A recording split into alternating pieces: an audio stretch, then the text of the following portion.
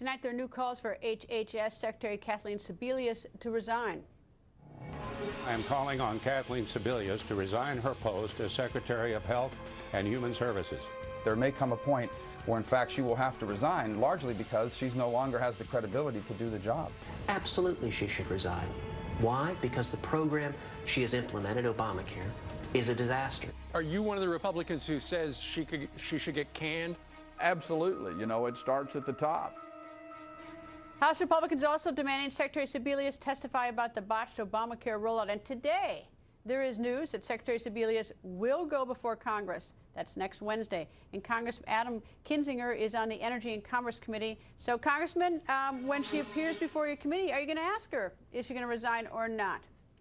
I think there's a lot of questions that need answered, and that may be among them. You know, what role do you play in this? Obviously, you're the overseer of this whole program. You told us, your people told us for weeks when we've done hearings, okay, is this ready to go? Is it ready to go?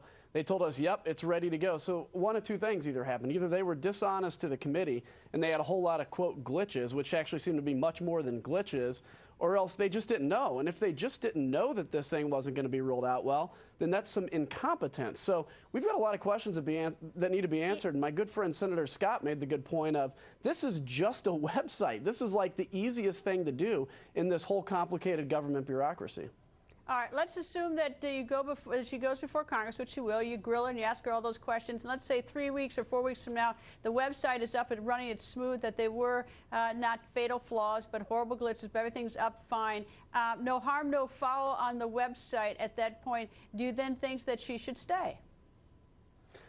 You know, again, I think I'm going to look for what she says at the hearing. Keep in mind, this isn't just a website. This cost hundreds of millions of taxpayer dollars to build something that isn't working. And now they're having to pull out all the stops and bring all these experts in, which they probably should have done at the very beginning.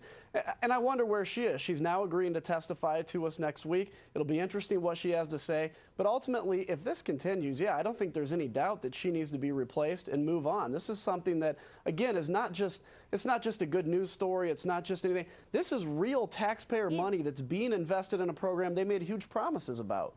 Here's my question I would like to have answered is, in light of the fact that the rollout, the website was such a debacle, is what level of certainty or proof or evidence or security or confidence should the American people have that the income verification aspect, which really goes to the heart of it in terms of money, because we need to make sure that the American taxpayers don't get cheated by people getting subsidies who should not, and we need to make sure that those who really should have subsidies and need a little extra help, that they get it. So if I want to know, like, as I assume that's a computer program, we're not going to be doing that with, you know, pencils and notepads. So, you know, what's the level of confidence that that one is not going to have the same sort of problem we have here? That's my question.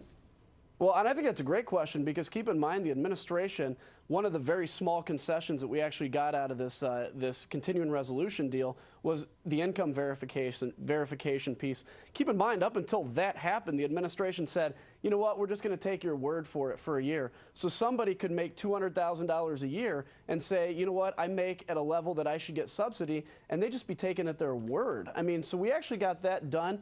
But I don't have a whole lot of faith that the administration is going to follow through on enforcing that.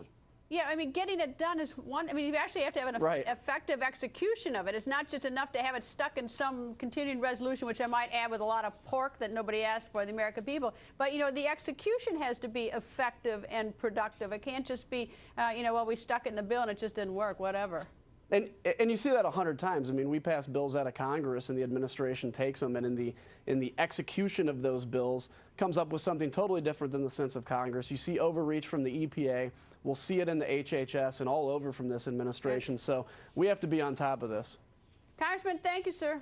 It was good being here. Thank you.